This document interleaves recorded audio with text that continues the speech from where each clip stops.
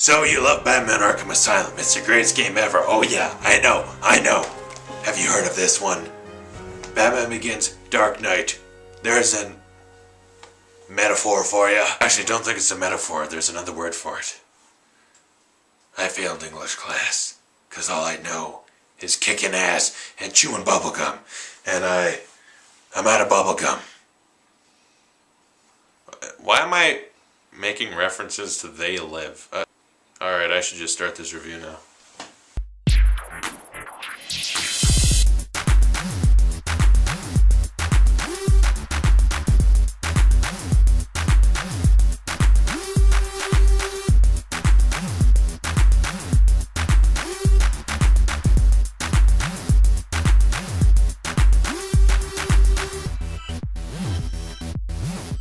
So you think cheat codes are your allies? Well, surprise, surprise, there are no cheat codes in Arkham. There is only pain and suffering. Does it look like I'm crying? The mask blows wind right in my eyes when I talk, so yeah. It's not intimidating anymore, I know. Alright, so I'm back here to talk about the sequel to Arkham Asylum. As I said before, if Batman Arkham Asylum is Batman Begins, where they pretty much nail it head on, then Arkham City is the Dark Knight. This thing surpasses Arkham Asylum in every way, improves upon everything, and it's just, I don't know, top 2 video game I've ever played in my life. So in Arkham City, Bruce Wayne is campaigning right at the beginning to kind of protest Hugo Strange, who's with Quincy Sharp built this Arkham City. They sectioned off a part of Gotham and just, Arkham Asylum's too big. We gotta empty it out. So let all the prisoners run around in Gotham, but just keep them away from the rest of the city. Build a big wall. So that's what they do. And Bruce is like, does anyone else feel like this is really dumb? We should probably not do this. And then Hugo Strange gets him arrested, thrown in there. So with the help of his Jet and Alfred, he gets his bat suit, and voila. Now he's Batman in Arkham City, and he's going to get to the bottom of this.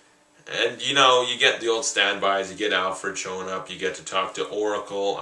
I love that character. Oracle's awesome. And Robin shows up. Not for very long, unless you get the DLC, and then you get Robin and Nightwing, which is awesome. I love the DLC, all the alternate Batman costumes, Robin, Nightwing. It's freaking cool. And you also, something kind of hyped out about the game, you get to play as Catwoman.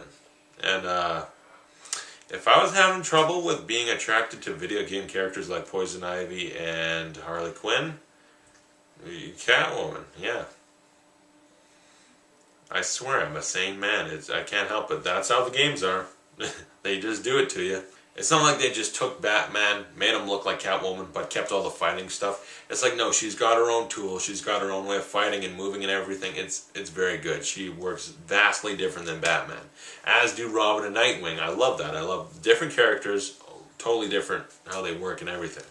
And like I said, this game expands on everything. The story is also, it's great. You get Hugo Strange, he's pretty cool. I always kind of liked him. I felt like he's underrated, the way he knows Batman's secret identity, and that's the thing about him that makes him so threatening. But at the same time, he never really does anything with it, does he? As far as I know. I only know him from these games, and was he on the show? I don't remember. I guess I told a lie then. I like the idea more than the actual character. I like the idea of a guy that knows Batman's identity. But, I don't know, for some reason it feels like a villain that only lasts 20 minutes, because I feel like once Batman found out, he'd be like, what? This guy knows who I am. Alfred. I'm gonna have to kill this one. We can't do anything. If I put him in Arkham Asylum, I'll tell everyone, and I'm screwed. I'm gonna go break his neck, okay? Don't look at me like that. You know I have to. This is beyond what I have to deal with. I have to kill him. That's what I think Batman would do, kind of. Well, if it was Tim Burton's Batman, probably that Batman killed anyone. So he is pretty threatening. You get Ra's al Ghul in this, or Raish as they pronounce it in this. I don't know. I like Ra's al Ghul better. Raish just, I prefer the Nolan pronunciation. Whatever. Don't kill me. Then you get Talia al Ghul. Joker shows up again, and he's very sick. That's an interesting thing in the story. Joker's sick and dying, and where they go with that story, I love it. It's very interesting, And I give him so much credit. It's like, thank you for doing something like this. No one's ever done it this way before. I love it. You get Harley Quinn coming back. I don't like her look as much as the first game, but whatever, you know, it's okay. Bane shows up again, and Bane, you know, first game, I like Bane, but he was truly just kind of like a 3-minute boss. It's like he shows up and he's intimidating, but once you fight him, it's like any of the other Titan thugs. Now I gotta put on this mess. Dylan, I just crap my pants. What? Because, oh my god, there's no sound. And, like, I was going to grab into this, and I turned around and he's right behind me. But I actually got him, so I'm good. Still, you just gotta do this. You don't have to, like, crouch. So that doesn't really do anything. Maybe don't play until I'm done reviewing. I'm gonna crap my pants.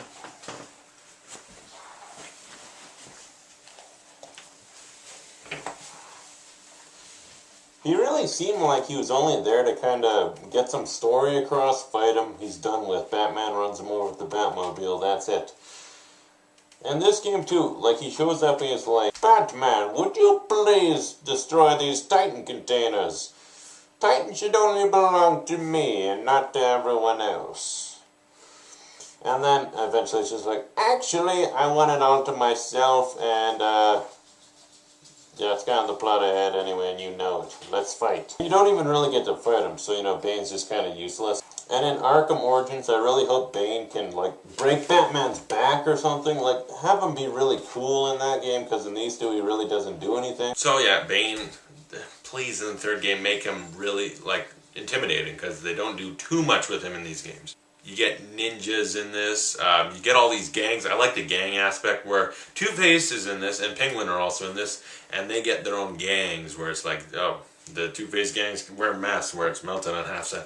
Now, I don't really like Two-Face's portrayal. It's kind of, first off, when he's dealing with Catwoman, you get some bad puns where it actually killed me. It was embarrassing to watch, where he's just like, heads or tails, kitty cat, time to die, 2 guns, bitch. Like, he calls Catwoman a bitch like 50 times. That's weird. This game, everyone just calls everyone a bitch. Rude. Sexist. So I don't dig Two-Face all that much. Penguin, I like. I think in my previous review of this way back then, I kind of crapped on the character performance. I think it might have just been because he pissed me off in the game. But that's a good thing. He's really good in this. I like it. He's the Penguin that is everything Danny DeVito ain't. He's just a midget who is very high class, and did that come out half British? He's very high class, and he thinks he's better than Batman at everything. But at the same time, they kind of thug him up a little and make it. He's been living in Arkham City, so he's got a glass bottle as a monocle, for God's sakes, and it's dug in his eye. That's cool. But the whole thug aspect, Penguin's thugs, Two-Face's thugs, Joker's thugs, that was pretty dang cool. And all the gadgets, Batman, smoke pellets. Just one tool changes the whole game, because previous game, if you got in fights with guns, you're dead. This one, oh, you got a gun? Psh, invisible. Well, for about 15 seconds. Then they see you and shoot you again if you didn't move, because you got all cocky. But yeah, the smoke pellets, they help so much. They're so awesome. That's just Batman's best tool, almost. And then, like, the batarangs and stuff, they improve a couple of the tools. You can shoot at a ledge and pull yourself up at like 3 times the speed and go into a glide, and then dive down and then glide back up. All the flying in this game, oh my god, the flying, I love it. You know what, Batman does not need the Batmobile for this game because he can fly everywhere. But in the third, please bring in the Batmobile. You got Zsasz in this game. His side missions are neat. Aside from the main story of the game with dealing all the stuff you gotta, the side missions, there's a lot. You gotta deal with Hush, you gotta deal with Zsasz, you gotta deal with Deadshot. There's a lot of interesting side missions. The Riddlers, again, Riddler's even better in this game. You got the same riddles, Riddler trophies, but also they kind of help to get you tools, because Riddler's kidnapped people and he's got them in elaborate death traps that you gotta solve. Riddler was awesome in this. So yeah, this game just improved on everything. More villains, better tools, more stuff to do, a better story. It's just went bigger, better in every way, and I love this game. So Batman Arkham City gets a 10 out of 10, just like the last one.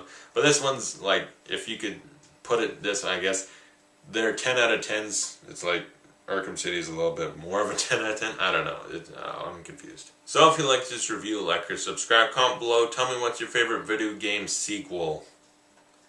And it doesn't have to be like the one that came immediately after it.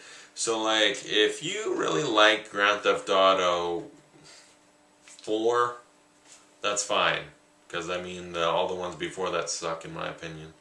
Well, I won't say that. Like, no one's going to say Grand Theft Auto 1 or 2 are great games or even reasonably good. I don't like the third. Grand Theft Auto 4 is awesome. San Andreas is awesome. 5 is probably going to be awesome. So those are good video game sequels. Crash Bandicoot has had a bunch, so you know, any of those, I guess. The Hitman games live by each sequel being drastically better than the last. Those are just ones I can think of. Comment below your favorite. And thanks for watching. I'll see you guys later.